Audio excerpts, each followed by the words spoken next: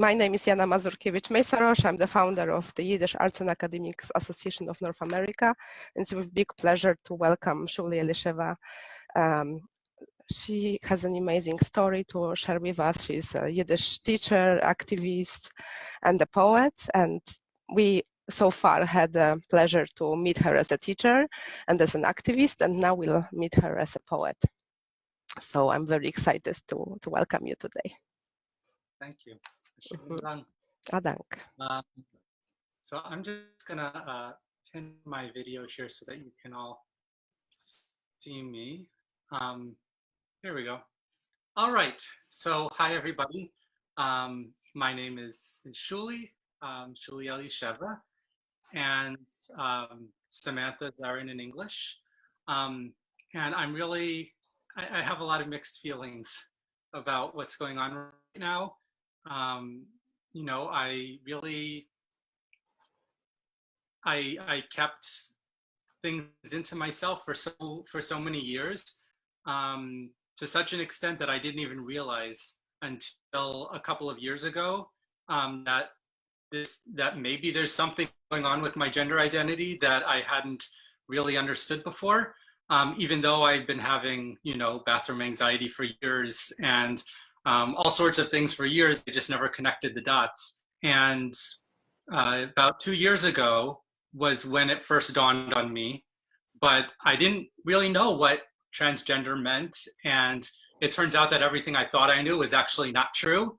I didn't have any positive models, particularly for trans women. I knew a handful of trans men and non-binary people who identified from the male side, but it was all sort of new territory for me. And it took me 1.5 years until I really realized, after a lot of introspection and talking with my therapist and all the things, that actually maybe I am transgender. Who knew? So what I did, that was the end of May last year. And at the beginning of June, I created my first social media account under the name of Shuli Elisheva, which was an opportunity for me to sort of see what it's like to be myself in the world as a woman. Nobody has to know who I am. It can be anonymous. And I used the name Shuli Elisheva. This is a tidbit that I'll share with you. Where does that name come from? I'd actually used it several months earlier when I was putting together an online class about Disney music of all things and music theory of Disney villains. And I created a fairy character as part of the slideshow presentation. I gave her the name Shuli Elisheva, and she was sort of the fairy guiding us through my presentation. And then when it came time to create my Twitter account, I thought, great, I'll use the same name. So I did. And well, let me just dive into the poetry, because I wrote something on the very first day that I created that account. So I'm going to share my screen here. And you can find this, by the way, if you go to my website. My website is creativeshuli.com. And I have a page here that is specifically for transgender poetry, and I organized it specifically for today's presentation. So I'm going to share this with you here, and hopefully you should all be able to see this now. creativeshuli.com/transgender-poetry. You can also find it at my website by going to Yiddish and then transgender poetry. So I put in a basic summary of my story here. This was all in the description. But I think it's worthwhile to just sort of remind you all of what we're doing here. So in June 2019, I began writing Yiddish poems to process my gender identity struggles. At the time, almost nobody knew that I'm transgender, but I just created my first social media account under a female name, Shuli Elisheva, and suddenly found myself with a golden opportunity. For the first time, I could explore my deepest emotions about gender, both publicly and anonymously. I remember actually the moment that I created my Twitter account, and I had to verify my email address and make sure that, you know, everything was set up technically. And then there I was with this empty newsfeed. And I realized at that moment that I could be anybody. And I actually didn't know what to write because I didn't know, not only did I not know what to write, I didn't know how I was going to write. I didn't know what my personality was going to be. I didn't know who I was going to be. It was as if I'd all of a sudden been dumped into this totally new space where nobody knew who I was. There were no preconceptions about me, and I could just be anybody. And it was a very surreal moment, but also a very freeing moment, even as it was terrifying and full of uncertainty. It was very freeing to feel like I had a clean slate to just be myself. So I started connecting with other trans people on Twitter. I never knew there were so many of us. It's amazing. And I started writing poetry as a way of processing my gender dysphoria in general, but also more specifically, my depression, anxiety, my hope for the future, my despair, all these related emotions and emotional issues that I had been struggling with for years. And now all of a sudden I'm struggling with actively in the context of gender dysphoria. And what I found as I was doing this is that, you post something on Twitter and then it gets buried in the feed. And so I created a blog, not for the sake of gaining followers, but simply to have one space where I put all my poems. So that way, if I'm feeling really awful one night, I can go back and read my poems, or if I just feel like looking back at things, or if somebody asks for them, I can send them. But somehow my Twitter following began growing by leaps and bounds. Every time I'd post a new poem, I'd get like 50 new followers. And it really caught me by surprise because I wasn't expecting my poems to really resonate with anybody else, particularly because they were in Yiddish, although I also translated them poetically back into English. Not back in English, I wrote them first in Yiddish, then I translated them to English. And a lot of people in the trans Twitter community found a lot of meaning in them. And other Yiddishists, people who know Yiddish. And all of a sudden I ended up with, hundreds of followers, 1,000 followers. And I began to write music for my poems because I'm also a musician. And I thought, hey, since so many people are following me who don't know Yiddish, what if I record myself reading the poems? And since I'm writing these songs now, why don't I record myself singing the songs? But the problem is this voice of mine.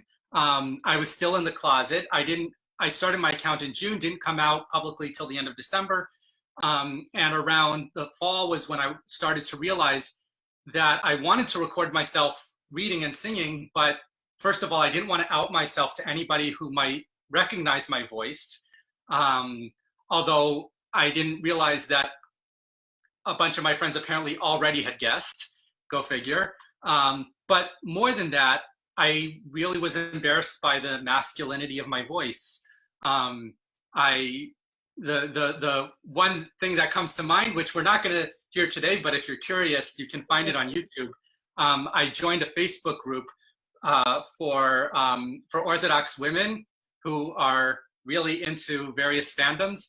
And so I wrote a song that was a parody of If I Were a Rich Man from Fiddler on the Roof, but it was sung by Buffy the Vampire Slayer as if wishing that maybe she had been a Time Lord like Doctor Who.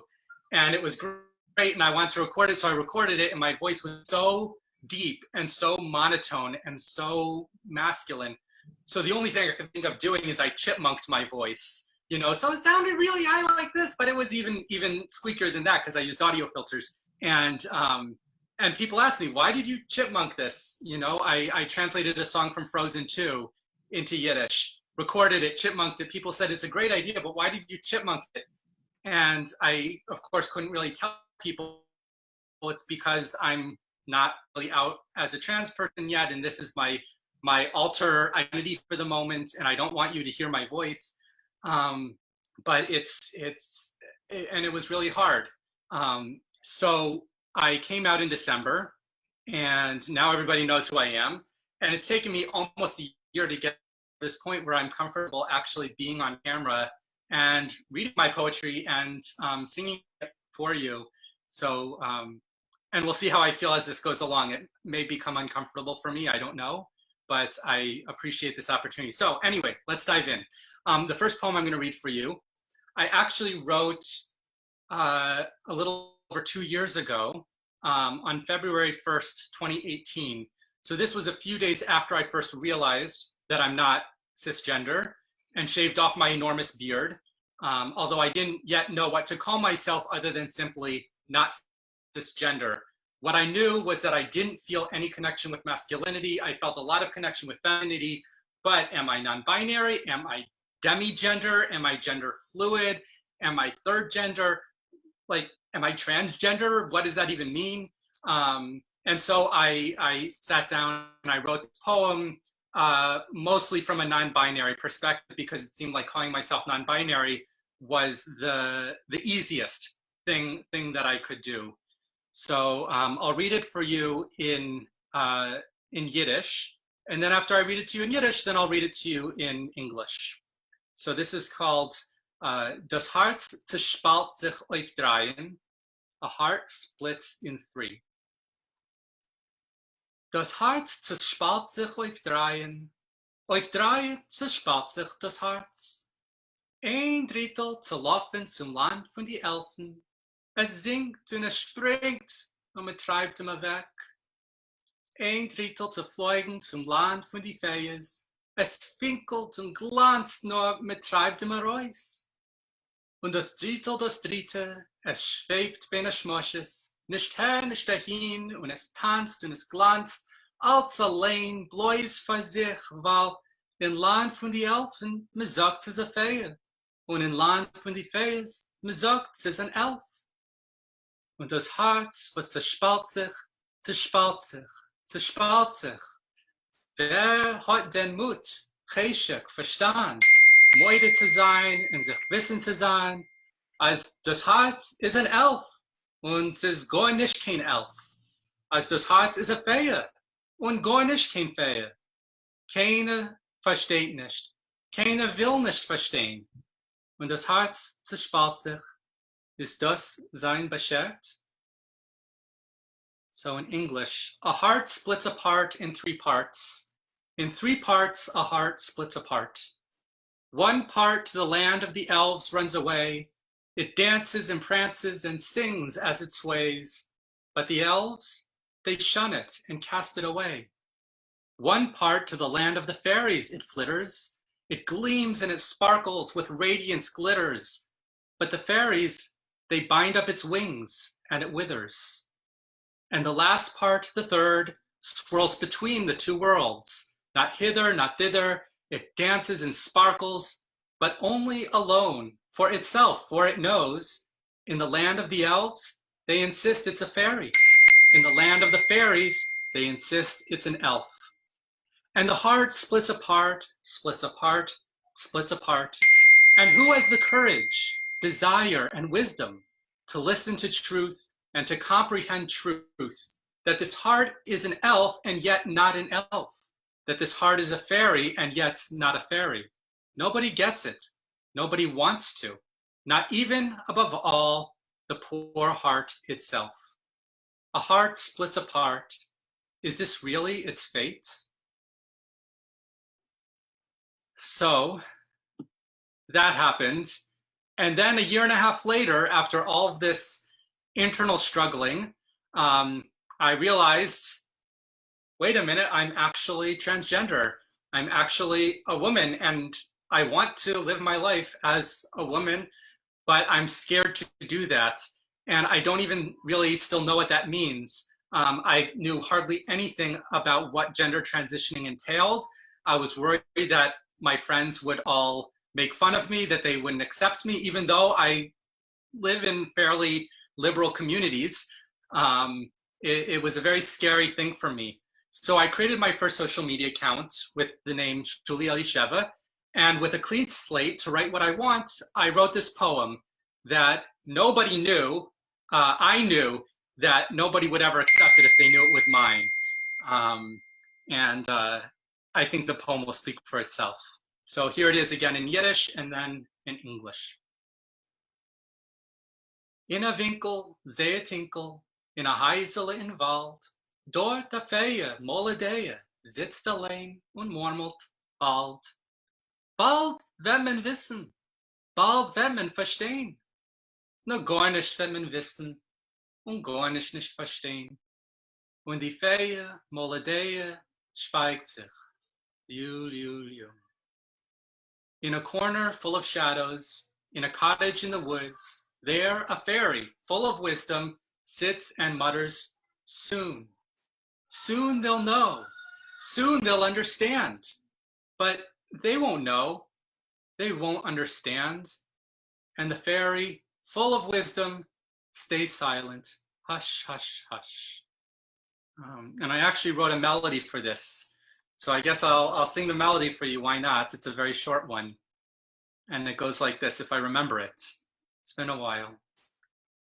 In a winkel zee tinkel, in a heisele in Wald, dort a feie moledee sitzt allein und murmelt, bald. Bald wird man wissen, bald wird man verstehen, nur gar nicht wird man wissen und gar nicht verstehen. Und die feie moledee schweigt sich. You.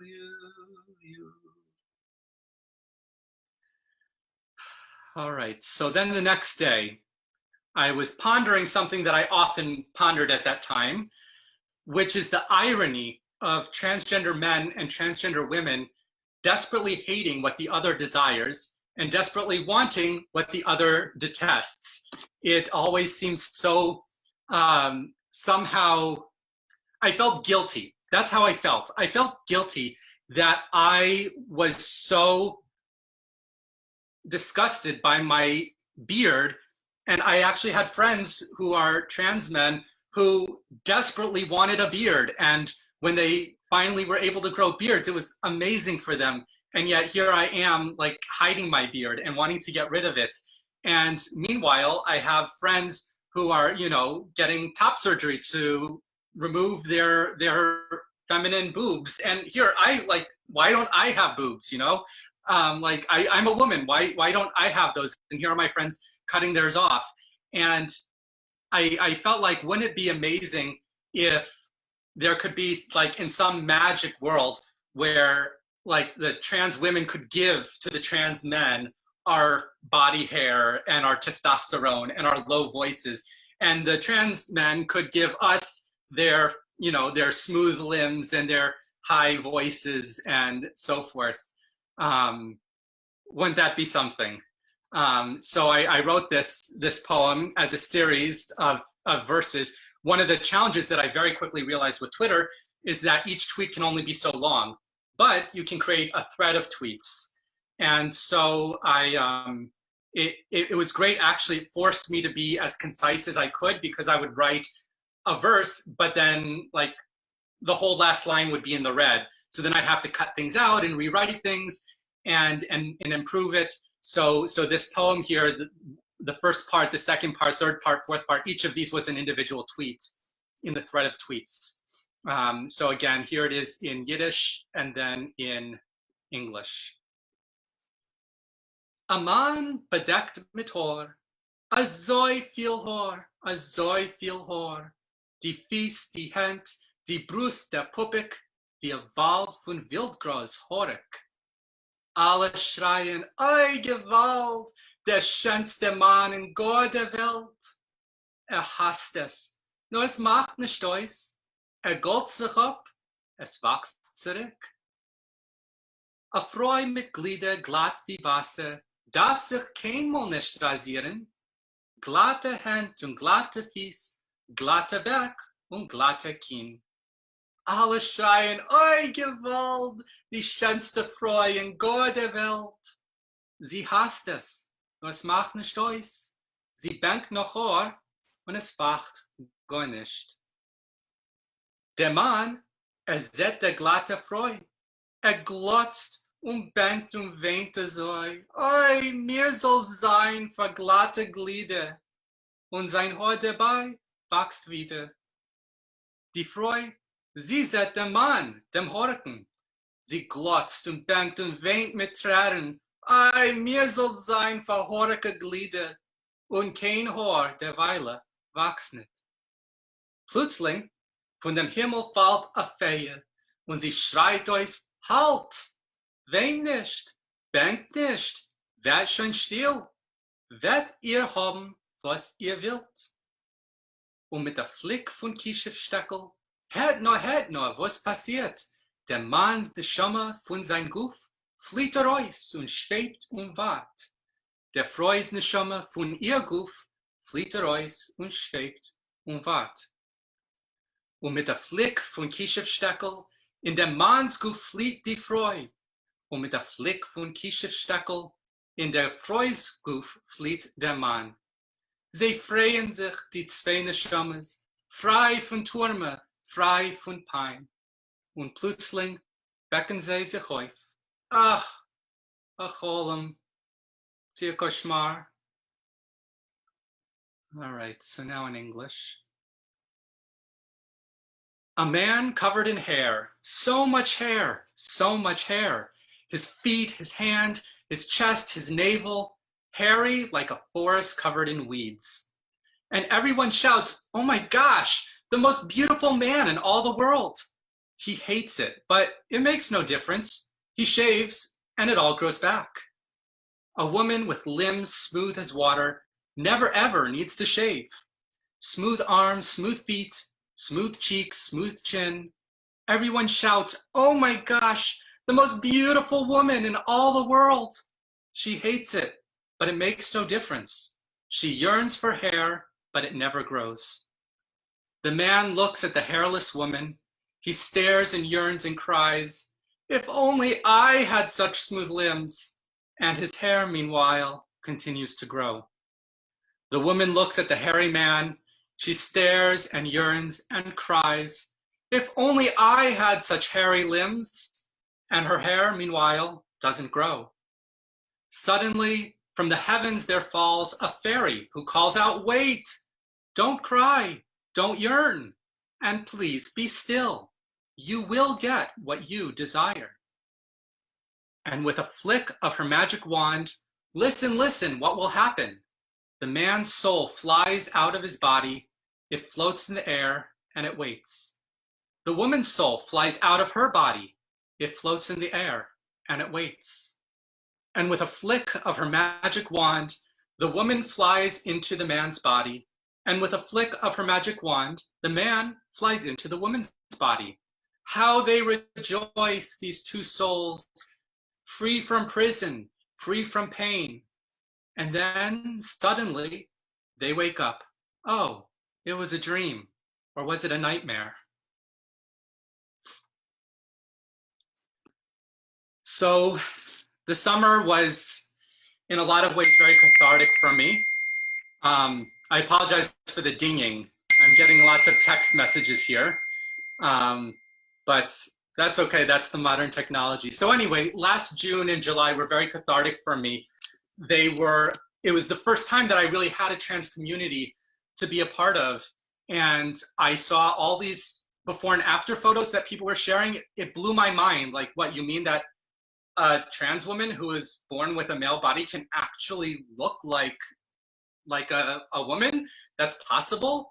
You know, and I started hearing about, you know, what's hormone replacement therapy and all the different surgeries and voice, you know, vocal therapy and so forth.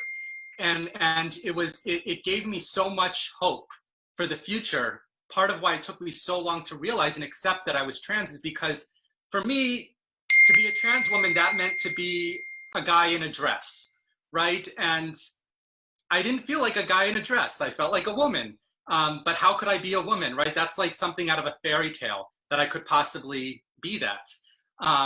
And I started opening up. You know, every couple of weeks I would email a few friends and say, hey, can I share a secret with you? And everybody was very, very supportive. But it's obviously a transition, right? For a lot of people, it's an adjustment. And I remember this one day in July, I was having a conversation with a friend who was having a particularly difficult time embracing the new me. Wanted to be supportive, but it's hard, right?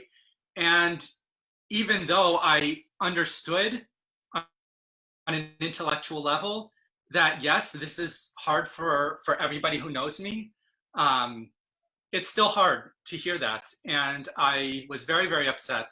And a few days later, I sat down and I wrote this poem, Defa obe wird dir sein fein. Nevertheless, you'll be okay. And it goes like this. Defa obe wird dir sein fein. Nit gucken de auf dein Pein. Gucken wirst du tiefer rein in dein Pein rein.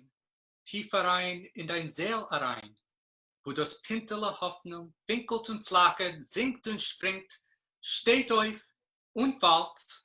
Dort wirst du wissen, wie ein Blitz auf das Nahe, als dir sollst sein Wissen, wird sein fein.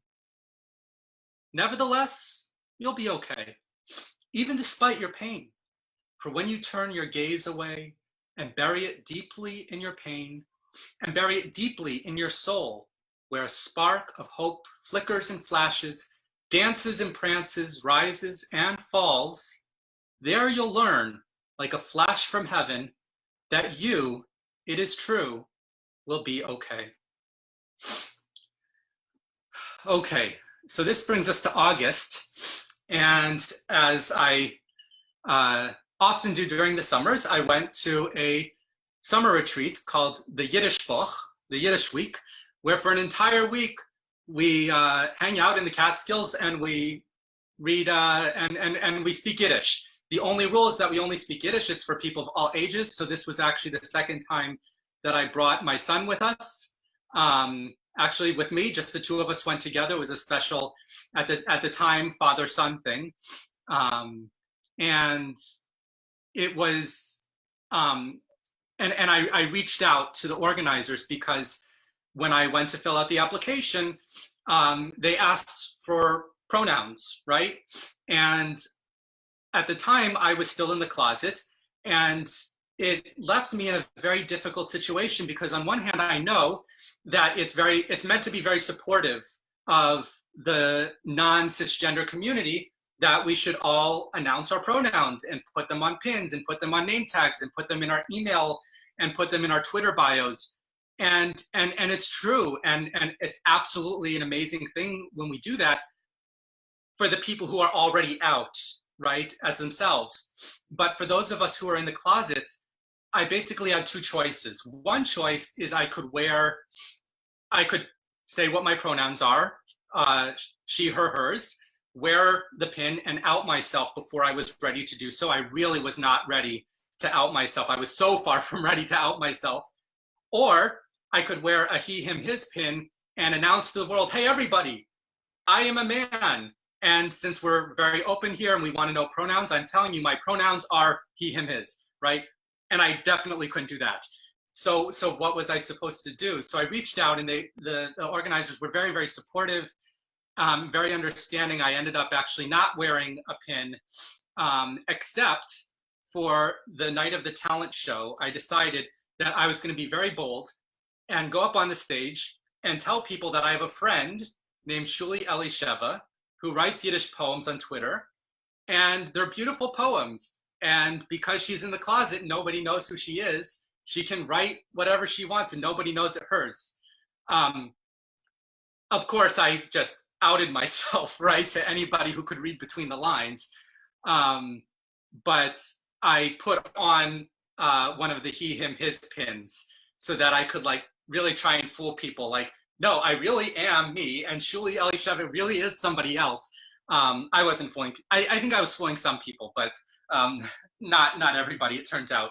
But anyway, I wrote this poem while I was there.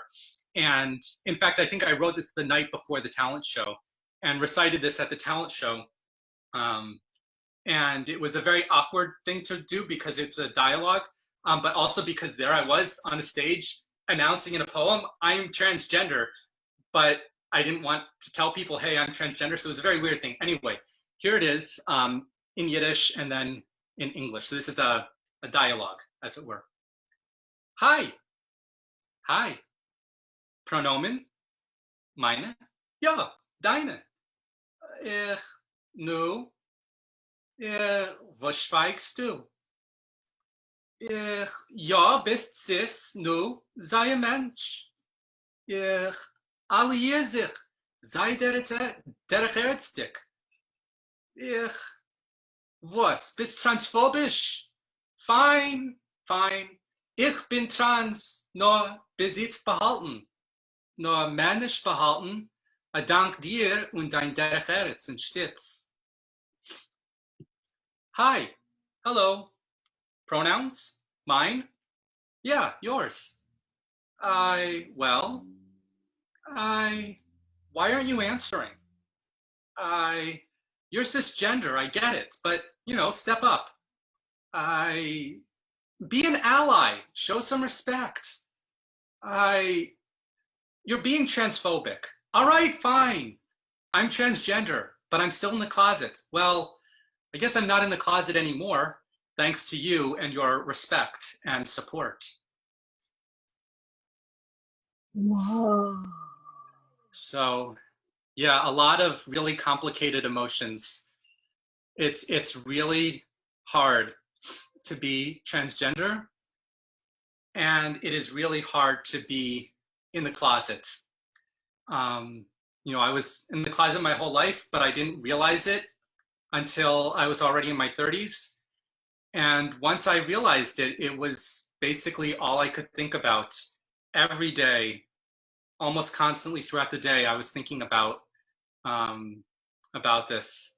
I'm just looking at the chat box here, and somebody says, that was a really beautiful, brave moment at the Talantarnia. This was somebody who was there at the Talantarnia that year. Hast du gelernt auf der Bühne in den Talantarnia? Ja, ich habe das gelernt auf der Bühne beim Talantarnia. Yeah. Anyway, I'll answer questions at the end. I see that there are already some questions here, and I'll talk about it more. But anyway, so the summer ended, and during the summer, I began experimenting with some more or less innocuous things like wearing women's tanks underneath my shirt, or wearing a woman's polo shirt that, unless you know that the buttons go on the other side, you're not going to notice that I'm wearing a women's shirt.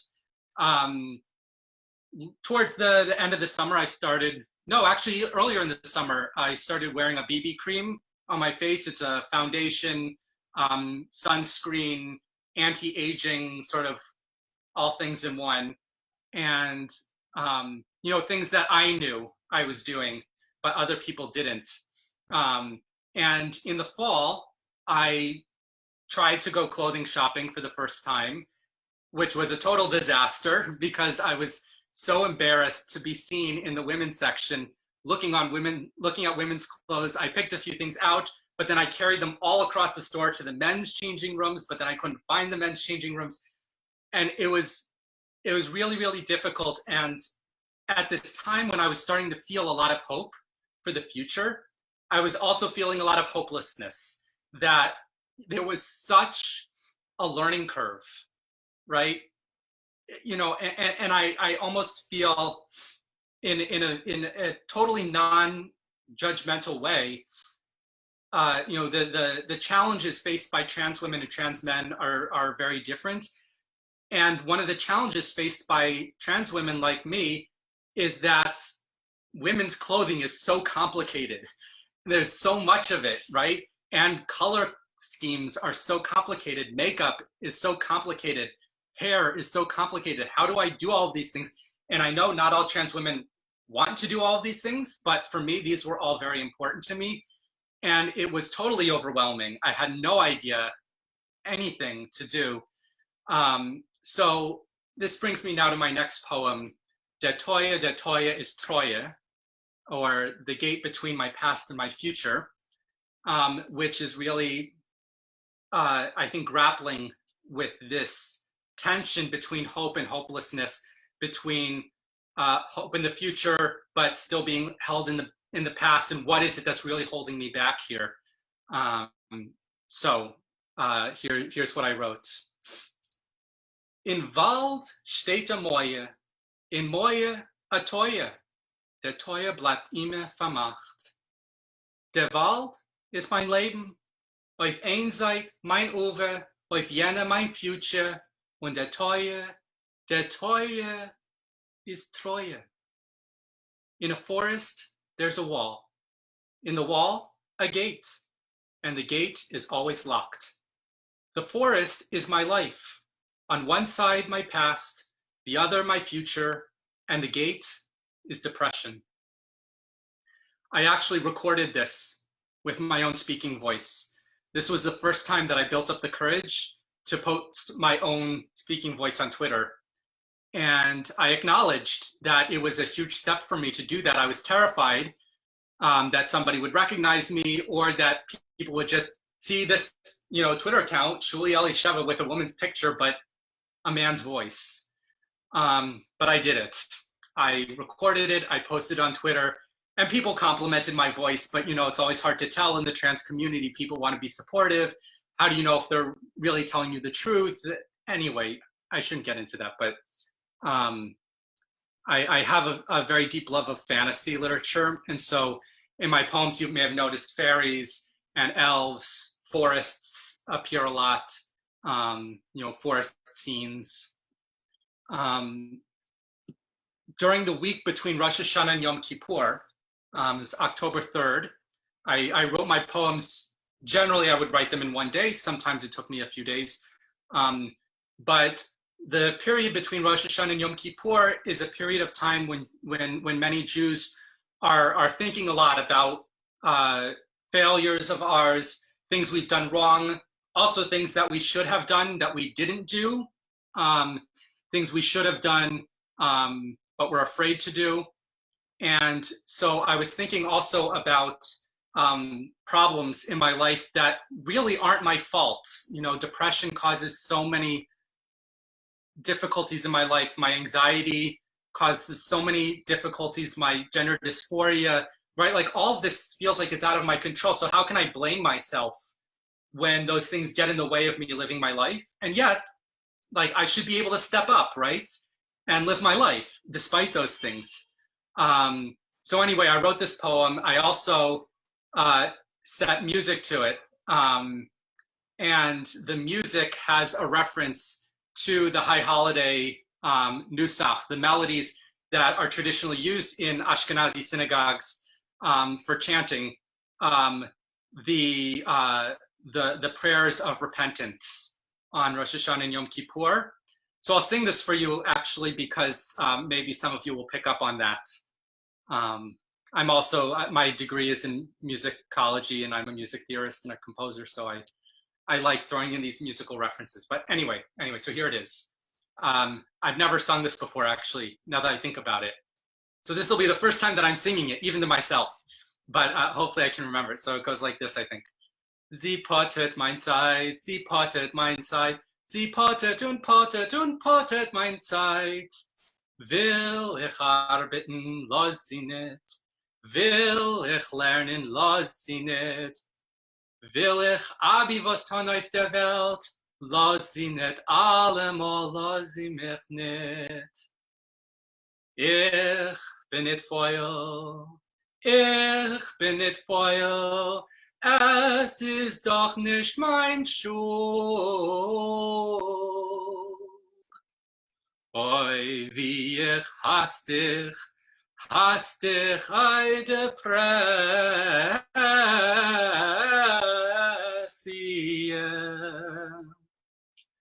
I actually wrote music, not just the vocals, but also an accompaniment for piano and vibraphone, I think, or celesta, something like that. It's on my website. If you go to music, my musical compositions, I actually have it there, and the computer is singing la la la right on the words, because I wouldn't do my own voice for that, but you can hear the music if you're curious about it.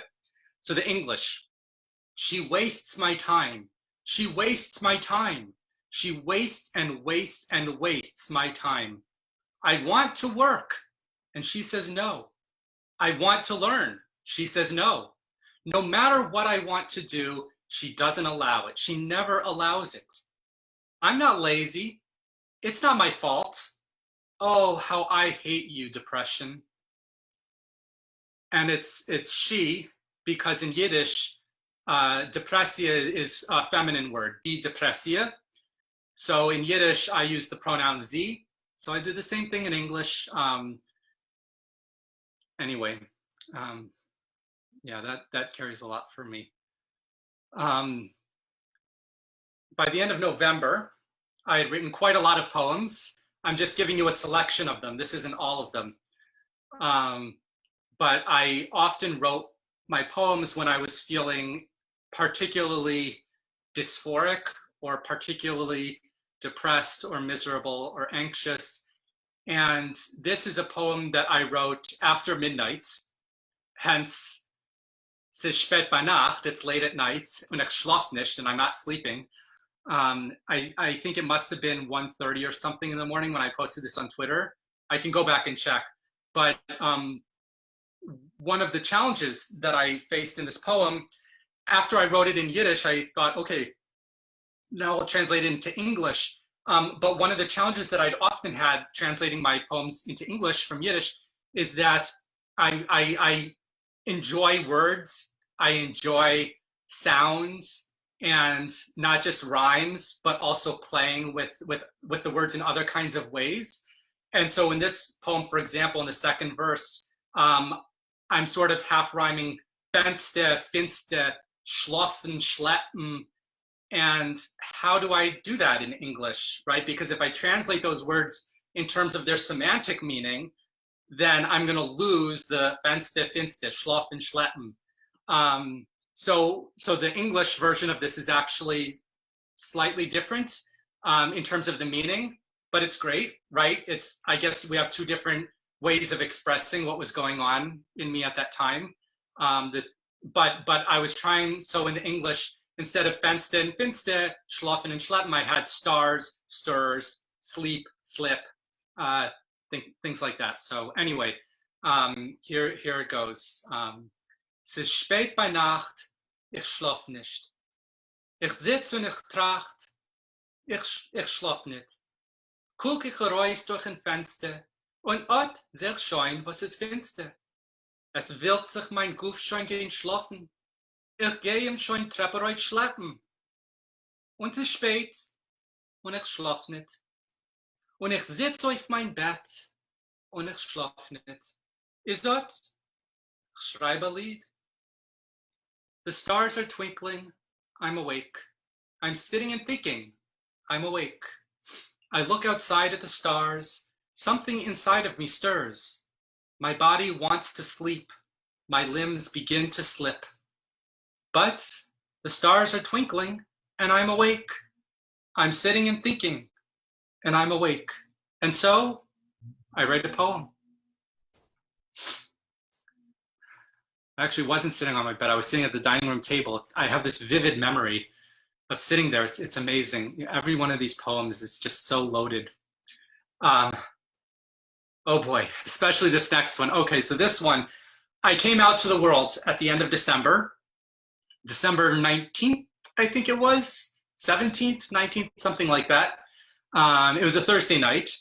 And then the following week, I started hormone replacement therapy, taking estrogen to boost my estrogen counts, and spironolactone to suppress my testosterone and my androgens. And I wanted to write a tchina. Tchinas are usually Yiddish prayers written by women. The tradition really became very popular in the 18th and 19th centuries among women who didn't know Hebrew, because Hebrew was like the men's religious language.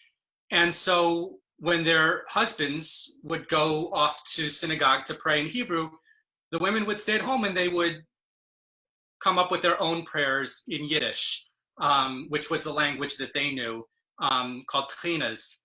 And part of why I was thinking about this, two reasons. One is because, as I mentioned, I'm a music scholar, and I was teaching that semester, at Hebrew College in Newton, Massachusetts. I was teaching a course on the history of Jewish music.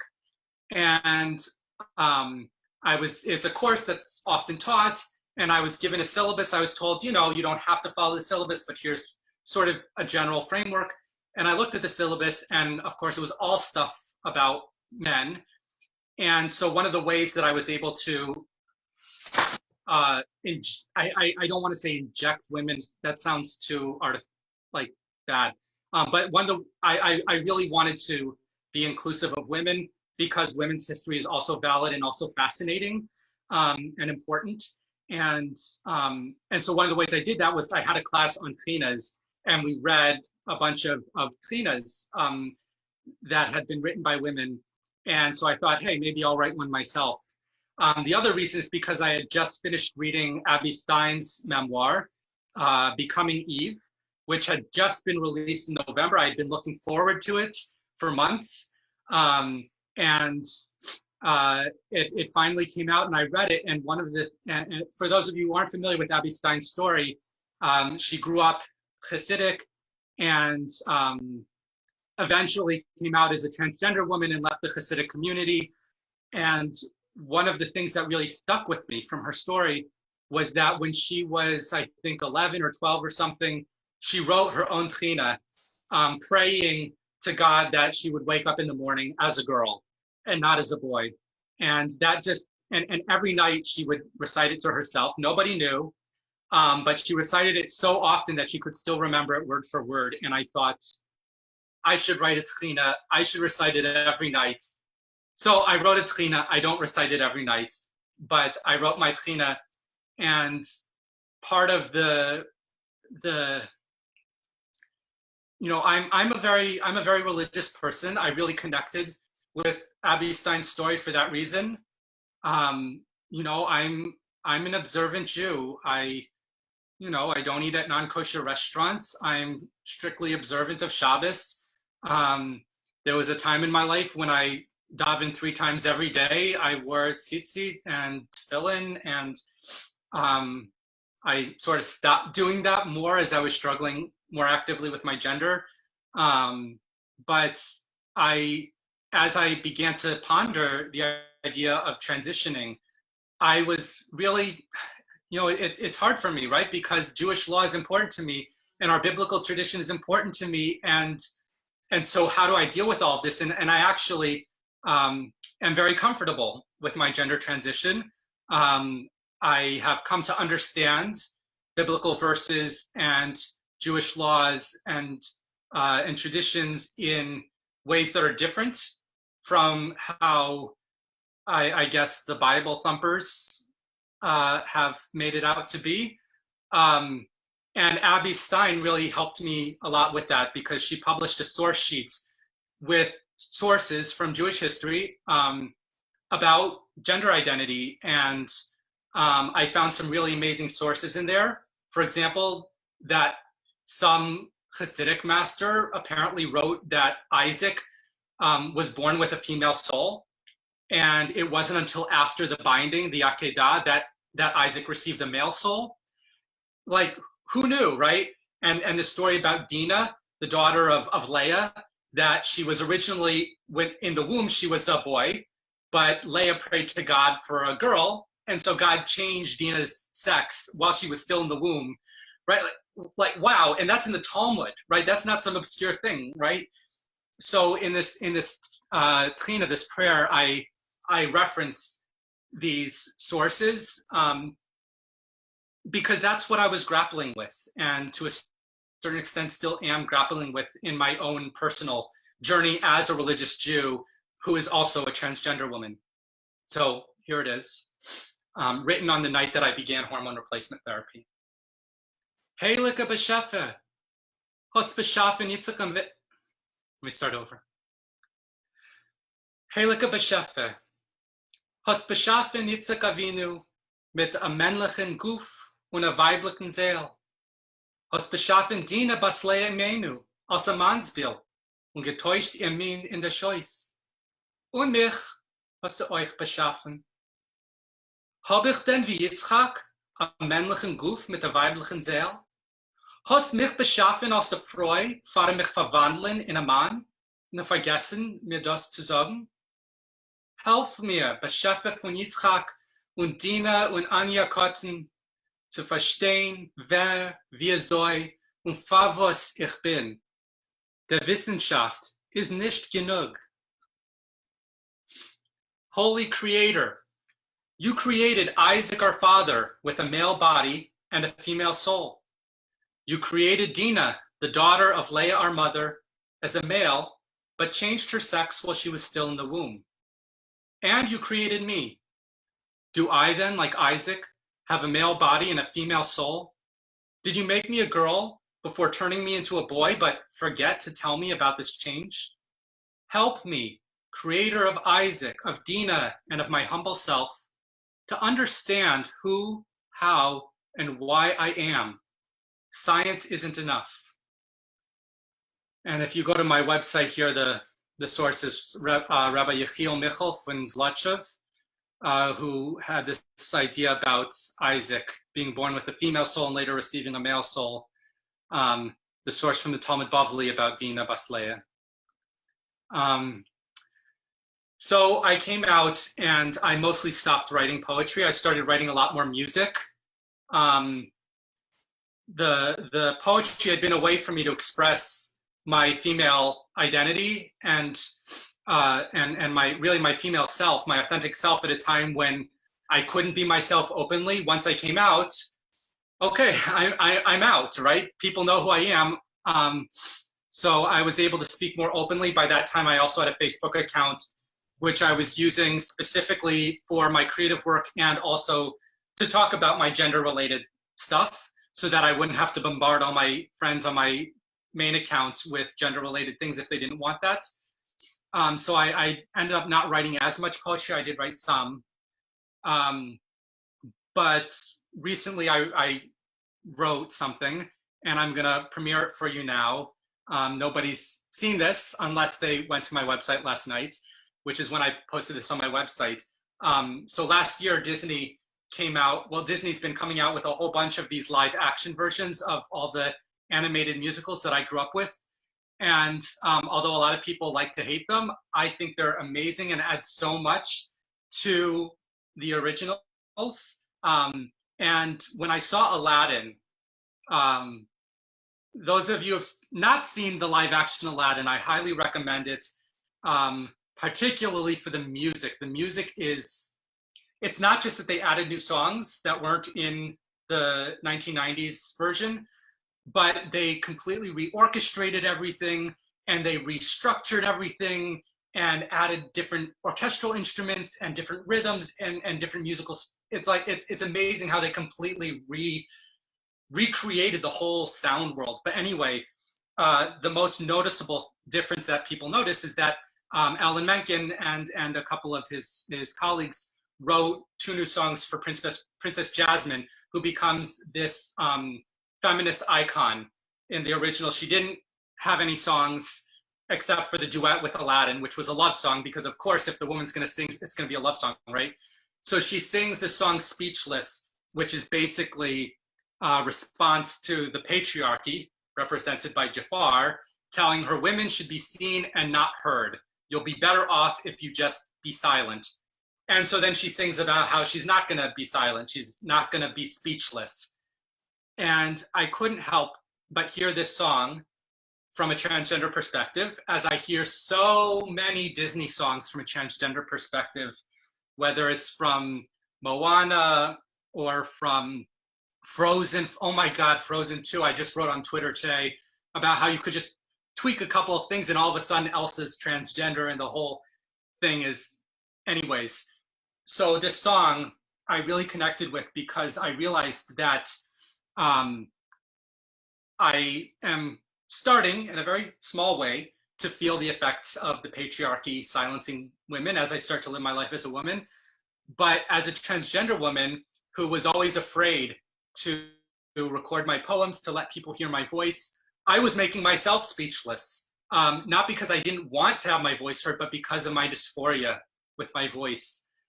And so I rewrote the song in Yiddish about dysphoria silencing my voice, but me saying to my dysphoria, no, you cannot keep me silent.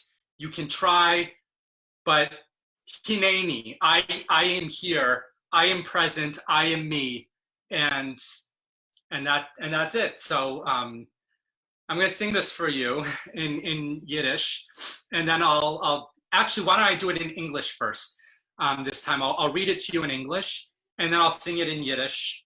And after that, then I'll open things up for questions and answers. So here I'll read it in English first, then I'll sing it in Yiddish. Here comes a wave meant to wash me away, a wave of self-torment and horror. Beaten and broken by lifelong dysphoria, my voice drowns itself in my mouth. I cry out loud, but I won't crumble when my own voice disgusts my heart and soul. Go order me silent. I won't lie anymore. Enough with the worries. I scream from my bones, hineni. 'Cause I am I. That's who I am. I didn't choose this. This is who I am. And I scream, I am here, hineni. The Torah tells us with crystal clear words, the laws, the rules, and the standards. A man should not wear a woman's clothing. But hey, I'm not a man, now am I? And I'll never again be broken. So come on and try. Try to cut me and break me and stab me and order me silent. I won't lie anymore. Enough with the worries. I scream from my bones, hineni. 'Cause I am I. That's who I am. I didn't choose this. This is who I am. And I scream, I am here, hineni. Dysphoria is a poison that creates its own antidote, made from tears and suffering, from misery and pain, and I just don't care anymore. So order me silent. I won't lie anymore. Enough with the worries. I scream from my bones, hineni. 'Cause I am I. That's who I am. I didn't choose this. This is who I am. And I scream, I am here, hineni. And I scream, I am here, hineni. And I scream, I am here, hineni. Hineni.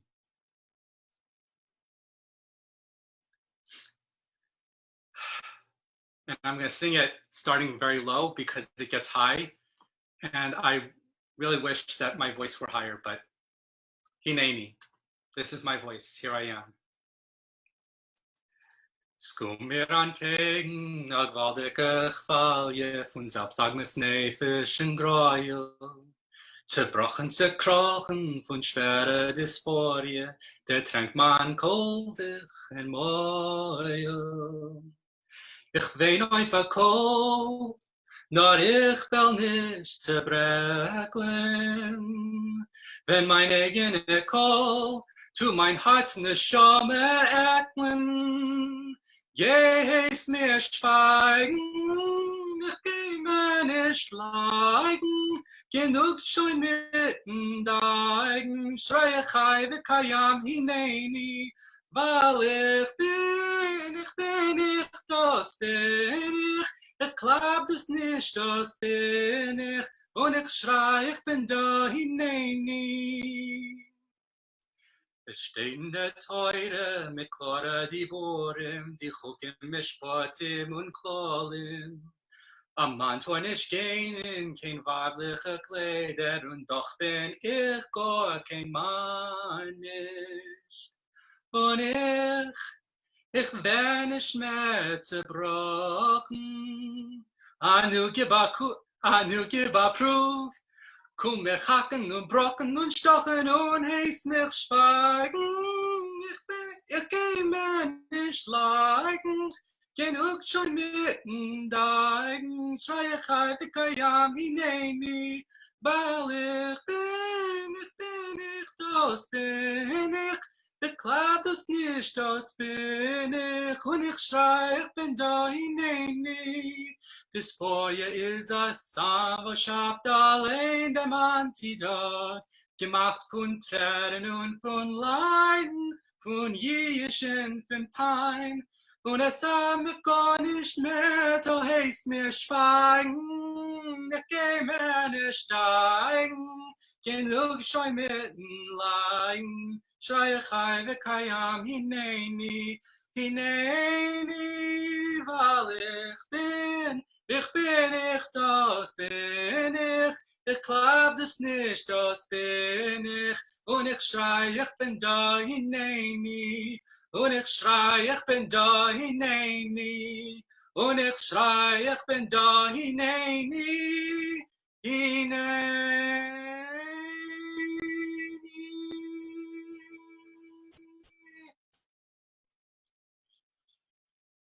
Okay, so that's that. And of course, my journey is a lot more than that. But I'm going to stop my screen share now. You can find this again all at creativeshuli.com by going to Yiddish, transgender poetry. But I'm going to stop this so that I can actually look at all of you. And I'm happy to take questions and answers now. So I'm going to go to the chat box. And I appreciate all the kind words about my poetry. Okay, from Hannah Weiss. My question, what is Shuli's religious background? How did that impact coming out? Sounds like she was around a liberal community and religion was less of a factor. I remember her mentioning her partner was a rabbi. I grew up, my mom's family ran away from the Hasidic world. My father's father is a classic reform rabbi, so my parents met in the middle, decided to raise us conservative. But where I grew up, there was no Hebrew school at the conservative synagogue, so I grew up in a Reconstructionist synagogue. And all of which is just to say that I've got a lot of different traditions in my yichus, in my heritage. And as I got older, I became more and more observant.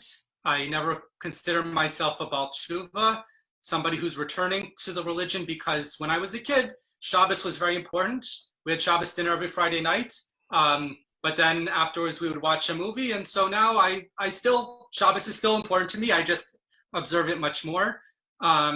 We kept kosher when I was growing up, but we would go out to restaurants and I would not get pork. I would get a steak, but I, of course, was oblivious to the fact that people made mashed potatoes with butter and milk, who knew, and that they put butter on the steak. So now kashrut is still important to me, but I just observe it more. So it's, and I went to yeshivas, and as I mentioned, there was a time when I was davening 3 times every day. I was wearing tzitzis. It's very important to me. And I've actually written on Twitter, sort of going through a lot of my concerns with various issues, in terms of, okay, cross-dressing. Am I really cross-dressing? No, I'm not, because I'm not a man dressing as a woman. I am a woman dressing as a woman. And here's this verse from the Torah telling me, like, Dafka, I should transition, right? Because I'm a woman now. So why am I wearing men's clothing? I should transition, right? And all this stuff about, destroying one's beard. You can't imagine my excitement when I got my Bella Bee a couple days ago. It's this device like a coil that allowed me to actually yank out most of the hair from around my mouth, because I can't do electrolysis now because of the pandemic, which is earth-shattering for me that I can't still do electrolysis. But anyway, like, how do I justify that when the tradition says don't shave your face? Well, anyway, I can talk about that another time. That'll be another webinar perhaps, but I am a very religious person, and I do think about this a lot. And I'd be happy to talk more about that another time. Anyways, that was a really beautiful, brave moment at the town, Tanya. Thanks. Yeah, I love this so much. I have to run. Okay, so glad to hear the poems, almost in person. Sei sind stark und schreiben, sing weiter. Write and sing more. I run a Flipgrid thing for Yiddish-speaking families, for the kids to speak Yiddish every day. What? So this is, what? Can Yiddish-speaking families have one, Zerin? Huh? Can Yiddish-speaking families of one join your Flipgrid? Well, if you're 5 years old or 6 years old, well, we could be a my family. God. but anyway, so this comment was from somebody whose daughters are in my group. Oh, Anyway, so you're like the remote Yiddish school teacher to I all of the Yiddish-speaking kids. I That's mean, the there's like 10 coolest. of us, but That's the coolest. yeah. Well, like we're not in school, so why not, right? And it's all non-synchronous the way that it's set up, so time zones aren't an issue. Anyway, great. Yashikoya, Danken, Grüßen zu alle, greetings to alle. So vulnerable. Thank you, Abby, and powerful and incredible. All right, so should create a theater play using these, right? Yeah, so if anybody else has questions or comments, feel free to put them into the chat box, and I'm happy to answer. You can also reach out to me on my website. There's a form to get in touch with me. I'm also on Twitter at Shuli Elisheva. You're welcome to follow me there. And if you're interested in music theory and Disney music, you can check out my blog, disneymusictheory.com. I, do lots of things. I don't just write about gender, right? Like, I'm a trans woman, but I'm also, a music scholar and a composer and all these things. So thank you all for being here and for helping me to have this space. Somebody's asked, okay, so Kaylee asks, is there a reason for so many fantasy elements in your poetry? Is it easier to think about some things in those terms? Let me screen share again. I'm gonna go back to my website and show you this picture of this fairy here, which I created as my profile picture for my Twitter account when I first created the Shuli Elisheva account. A fairy because I felt like I was some magical thing that people don't really believe exists. I felt very small. At the same time, I felt absolutely gigantic in my body, so much body dysphoria, even though I'm actually a pretty skinny person. But fairies are very tiny, and then sitting and dreaming, looking into the stars in a forest. So there was a lot of symbolism in that for me. I really began to identify with fairies, but I also am, just in general, I love fantasy stuff. A lot of my music, I tend to write fantasy music, like the sort of music you would hear in a fantasy movie. And I really like the literature I enjoy reading is fantasy. I have a particular interest in Yiddish fantasy and sci-fi. Some of you may know that I've been doing a series of webinars through the Yiddish Arts and Academics Association of North America about Yiddish fantasy and sci-fi literature. You can find information about some of those on my website. So yeah, I just generally have an interest in fantasy, and I also do think it's easier to talk about it in these more abstract, fantastical ways, because it allows me to talk about my soul and to talk about my wishes that I could somehow magically change my body. And to be honest, as much as I'm so fascinated by all the medical technology, and my scientific understanding of gender has been so changed by all of this, but it really feels like I'm living in a fairy tale. Like I look at my body after being on hormones, like, wait a minute, why does my body look like this now? And why does my skin feel like this now? And it's like being in a fairy tale. Why is everybody calling me she and her? It's like being in a fairy tale. So I really connect with the fantasy stuff. All right, so I'm stopping my I love this. I hope you write young adult novels about stuff like that. That's so amazing. My dream, one of my many dreams, is to write a Yiddish fantasy novel. So someday, perhaps, but we'll see. I wrote a story, actually a short story, this summer in Yiddish called Cheerios. Maybe some of you remember it.